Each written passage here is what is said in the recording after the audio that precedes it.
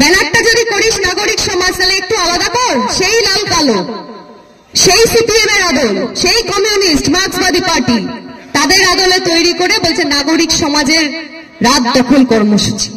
সে রাত দখলে কি হচ্ছে? গান বাজনা হচ্ছে, পথে ছবি আঁকছে, গিটার বেজে গান করছে, নাটক করছে, রাস্তায় নাচ করছে, মানে নাচন কদন গিটার গান সবকিছু চলছে। তাদের লক্ষ্য কি?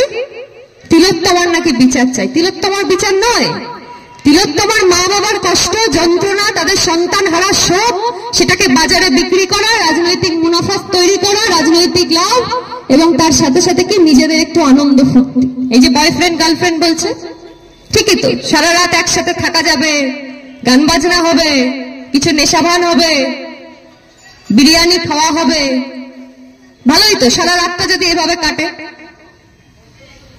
এই তিলোত্তমা তো